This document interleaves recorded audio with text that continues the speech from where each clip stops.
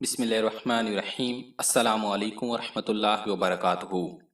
दोस्तों, आज की ये वीडियो हर खास व आम के लिए बहुत अहम है, क्योंकि आज की वीडियो में हम आपको इस वायरल वायरस के लिए एक ऐसा कुरानी अमल बताने जा रहे हैं जिसके बारे में आके दो जहां सल्लल्लाहु अलैहि वसल्लम ने अपने एक उम्मती को चंद दिन कबल ख्वाब में बतलाया है। अमल से पहले अर्ज करना चाहूंगा कि ख्वाब के मुतालिक जब भी कोई वीडियो अपलोड की जाती है तो बाज दोस्त कम इल्मी की वजह से अजीबो गरीब किस्म के एतराजात करने लगते हैं, जैसा कि ये सारे ख्वाब अब के उलमाओ नेक लोगों को ही क्यों आते हैं, आज से पहले किसी को क्यों नहीं आए, या साहबे किराम रिजवानुल्लाह अलैहिम अजमईन को ख्वाब में नबी सल्लल्लाहु अलैहि वसल्लम क्यों नहीं आते थे, वगैरह वगैरह।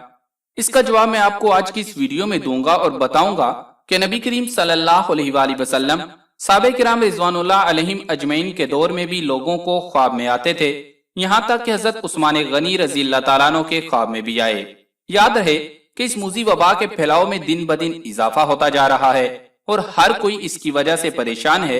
निजाम जिंदगी इस वबा की वजह से मुतासिर होकर रह गया है और इसके बारे में यही कहा जा रहा है कि इस वबा का फिलहाल कोई इलाज नहीं, जबकि हैरानगी इस बात की है कि जब इलाज नहीं तो लाखों लोग ठीक कैसे हो रहे हैं। यकीनन यही कहा जाएगा कि उनका इम्यून सिस्टम मजबूत है, तो ये भी तो इलाज ही है कि जिनका इम्यून सिस्टम कमजोर है वो ऐसी अशिया का इस्तेमाल करें जिनसे इम्यून सिस्टम मजबूत हो, जैसा कि तिब्बे नबी सल्लल्लाहु अलैहि वसल्लम में दर्जन भर से जायद अशिया बताई गई, जिनमें कुछ ऐसी हैं जिनके मुतालिक आके दो जहां हजरत मोहम्मद सल्लल्लाहु अलैहि वसल्लम ने यहाँ तक फरमाया कि ये मौत के अलावा हर बीमारी का इलाज है, जैसा कि कलौंजी, शहद, सनामकी वगैरह।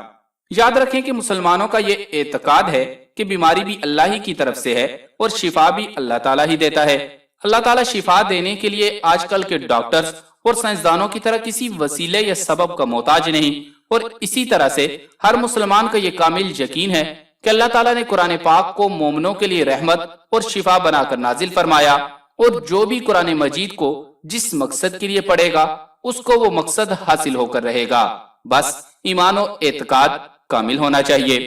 दोस्तों, जिस ख्वाब और अमल की बात हम करने लगे हैं वो ख्वाब किसको आया और ख्वाब में बताया जाने वाला वो कुरानी अमल क्या है, वो अमल कितना मुस्तनद है और उस अमल को मूजी वबा से हिफाजत के लिए कैसे करना होगा,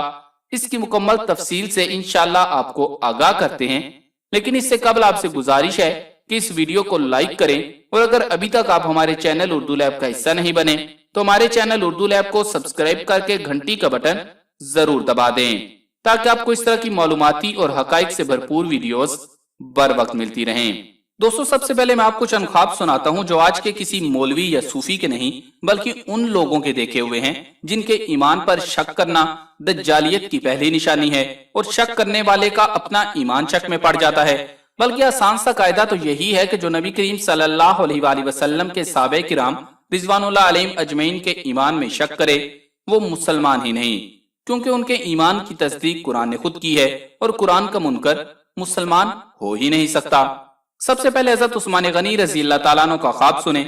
मुस्तदरक हाकिम में है कि सैयदना अब्दुल्ला बिन उमर रजी अल्लाह तआला अन्हुमा फरमाते हैं कि एक सुबह सैयदना उस्मान गनी रजी अल्लाह तआला अन्हु ने लोगों से बयां किया कि गुज़श्ता रात मैंने ख्वाब में नबी करीम सल्लल्लाहु अलैहि वसल्लम को देखा है। आपने फरमाया, उस्मान, अफ्तारी हमारे साथ करना। चुनाचे उस रोज सैयदना उस्मान गनी रजी अल्लाह तआला अन्हु ने रोजा रखा और आपको रोजे की हालत में शहीद कर दिया गया। साहबे किराम रिजवानुल्लाह अलैहिम अजमईन को भी ख्वाब में नबी करीम सल्लल्लाहु अलैहि वसल्लम की ज़ियारत होती थी और बशारतें भी दी जाती थी। इसी तरह मुस्नद अहमद की रिवायत है कि सैयदना अब्दुल्ला बिन अब्बास रज़ी अल्लाह तआला अन्हुमा ने नबी करीम सल्लल्लाहु अलैहि वसल्लम की वफात के बाद आपको ख्वाब में देखा था। इसके अलावा एक वाकया बहुत सी कुतब में मिलता है कि हज़रत उमर रज़ी अल्लाह तआला अन्हु के दौर में कहत पड़ गया तो एक सहाबी नबी करीम सल्लल्लाहु अलैहि वसल्लम की कब्र मुबारक पर गए और अर्ज की कि अल्लाह के रसूल, अपनी उम्मत के लिए बारिश की दुआ कीजिए, क्योंकि लोग तो कहत की वजह से हलाक हो रहे हैं। तो उन्हें रात ख्वाब में नबी करीम सल्लल्लाहु अलैहि वसल्लम आए और कहा कि उमर के पास जाओ, उन्हें मेरा सलाम कहो और उन्हें खबर दो कि अनकरीब बारिश होगी, और उन्हें कहो कि जिम्मेदारी का सबूत दो। तो उन्होंने सैयदना उमर रजी अल्लाह तआला अन्हु के पास आकर सारा मुआजरा सुनाया तो वो रो पड़े और कहा कि ए अल्लाह, मैं तो कोई कोताही नहीं करता इल्ला ये कि मैं आजिज आ जाऊं। یہ واقعہ مختلف کتابوں میں ملتا ہے، اس کی سند میں علماء کا کافی اختلاف پایا جاتا ہے، اس لیے میں اس واقعہ پر اپنی حتمی رائے نہیں دوں گا کہ یہ بالکل ٹھیک ہے۔ بس اتنا کہوں گا کہ جن کتب میں یہ واقعہ ملتا ہے وہ آج سے کم و بیش 1000 سال پرانی ہیں۔ مطلب یہ کہ اس وقت بھی لوگوں کو خواب میں نبی کریم صلی اللہ علیہ وآلہ وسلم کی زیارت ہوتی تھی، تبھی تو ایسے واقعات سنائے جاتے تھے، یا یہ کہا جائے کہ گھڑے جاتے تھے۔ البتہ نبی کریم صلی اللہ علیہ وآلہ وسلم کا فرمان ہے، حضرت ابن عباس رضی اللہ تعالیٰ عنہما نبی کریم صلی اللہ علیہ وآلہ وسلم سے روایت کرتے ہیں، آپ نے فرمایا کہ جس نے جھوٹا خواب بیان کیا تو اللہ تعالیٰ قیامت کے دن اس کو جو کے 2 دانوں کے درمیان گرہ لگانے کی تکلیف دے گا اور وہ گرہ نہیں لگا سکے گا۔ تو جو جھوٹے خواب بیان کرتے ہیں پہلے انہیں یہ وعید یاد رکھنی چاہیے۔ ان مذکورہ واقعات کا ذکر کرنے کا مقصد صرف یہی تھا کہ نبی کریم صلی اللہ علیہ وآلہ وسلم تب بھی صحابہ کرام رضوان اللہ علیہم اجمعین اور دیگر اولیاء کے خوابوں میں آتے تھے اور آج بھی آتے ہیں، لیکن آج کچھ لوگ دین و تاریخ سے نابلد ہونے کی وجہ سے بالکل صحیح احادیث اور روایات کا ہی انکار کر دیتے ہیں، کیونکہ یہ ان کی سوچ سے اوپر کی بات ہوتی ہے اور وہ شریعت کو اپنی ناقص عقل پر پرکھ رہے ہوتے ہیں، جبکہ نبی کریم صلی اللہ علیہ وآلہ وسلم نے خود فرمایا کہ جس نے خواب میں مجھ کو دیکھا اس نے مجھے ہی دیکھا، شیطان میری صورت میں خواب میں نہیں آ سکتا۔ تو شرط یہ ہے کہ ہم پہچانیں گے کیسے؟ تو صاحب عقل لوگ تو سیرت نبی صلی اللہ علیہ وآلہ وسلم کا مطالعہ کر کے نبی کریم صلی اللہ علیہ وآلہ وسلم کو ان کے حلیے سے پہچان لیتے ہیں۔ باقی جنہیں کبھی ایسا شرف ہی حاصل نہ ہوا ہو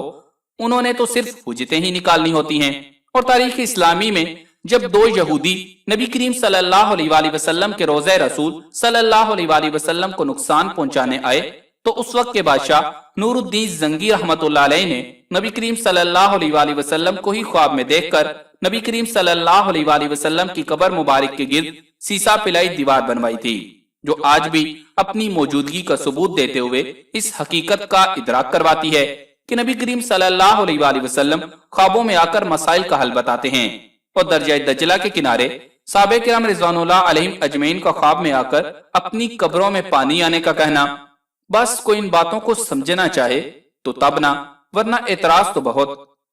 دوستو اس پر مزید بات پھر کبھی کریں گے، ابھی آپ کو بتاتے ہیں کہ مشہور خبر رساں ادارے 92 نیوز نے اس حوالے سے انکشاف کیا ہے کہ حضور نبی کریم صلی اللہ علیہ وآلہ وسلم نے خواب میں آ کر اس موذی وبا کا علاج بتا دیا ہے۔ انہوں نے یہ خبر باقاعدہ طور پر چلائی، جس کی ایک مختصر جھلک آپ کو سامنے سکرین پر بھی نظر آ رہی ہوگی کہ چمن کے ایک بابا نے خواب میں پیارے آقا حضرت محمد صلی اللہ علیہ وآلہ وسلم کو دیکھا، اور ان بابا جی نے یہ کہا ہے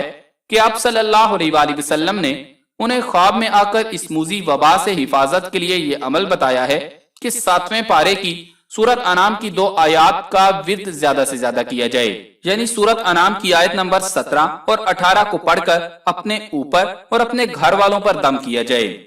ان بابا جی نے مزید یہ کہا کہ ان آیات کو اول و آخر درود پاک کے ساتھ 9 مرتبہ پڑھ کر صبح بھی اور شام کو بھی اپنے اوپر دم کیا جائے اور اپنے گھر والوں پر بھی دم کیا جائے۔ انشاءاللہ اس کی برکت سے یہ موذی وبا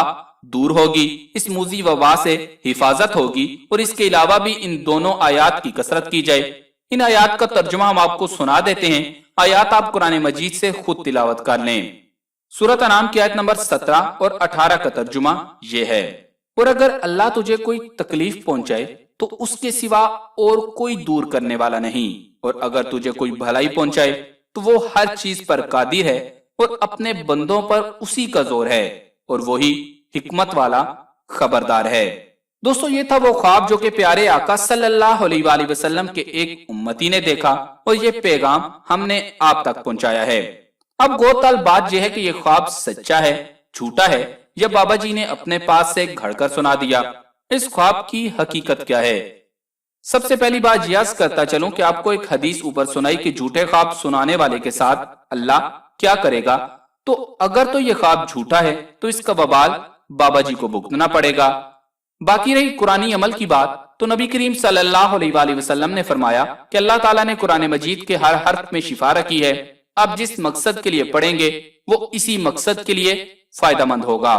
اس کے لیے آپ قرآن پاک کی کوئی بھی آیت پڑھیں، مقصد نیک ہو، یقین کامل ہو، دنیا کی سخت سے سخت بیماری ختم ہو جائے گی۔ اور قرآن پاک کے الفاظ پر دنیا کی کئی لیبز میں ٹیسٹ بھی ہو چکے ہیں۔ قرآن پاک کی صرف تلاوت سننے سے کینسر جیسے موذی مرض کے مریض ٹھیک ہو گئے، और अल्लाह ने उनको शिफाए कामला से नवाजा। इसलिए हर मुसलमान को चाहिए कि कामिल यकीन के साथ इन आयात का अपने ऊपर और अपने घर वालों पर पढ़कर दम करे और पूरी इंसानियत के लिए दुआओं का एहतमाम करे। ये आयात इतनी लंबी नहीं है कि जिन्हें याद करना मुश्किल हो, इसलिए इन आयात को याद करें और इन आयात को सुबह शाम एहतमाम के साथ अपने ऊपर दम करें। इसके साथ साथ तिब नबी सल्लल्लाहु अलैहि वसल्लम में बताई गई ग़िज़ाओं का इस्तेमाल करके अपने इम्यून सिस्टम को मजबूत बनाएं। इंतहाई जरूरत के अलावा घर से बाहर मत निकलें और घरों में ही रहें, क्योंकि जवानों का इम्यून सिस्टम और बुजुर्गों के इम्यून सिस्टम में बहुत फर्क है। अब मुकाबला कर सकते हैं, इसकी क्या गारंटी है कि आपके घर के बच्चे और बूढ़े भी उतना ही मजबूत मदाफती निजाम रखते हैं। तो मुअज़्ज़िज़ भाइयों और बहनों, इस वजीफा की कसरत करें और इस वीडियो को सदका जारिया की नीयत से अपने तमाम दोस्तों और अपने तमाम प्यारों के साथ भी शेयर करें, ताकि ये पैगाम उन तक भी पहुंच जाए और वो भी इस अमल से इस्तिफादा हासिल कर सकें। आखिर में अल्लाह ताला से यही दुआ है कि अल्लाह ताला तमाम मुसलमानों को और तमाम इंसानियत को इस मुज़ी वबा से बचाए और उनकी हिफाजत फरमाए। आमीन।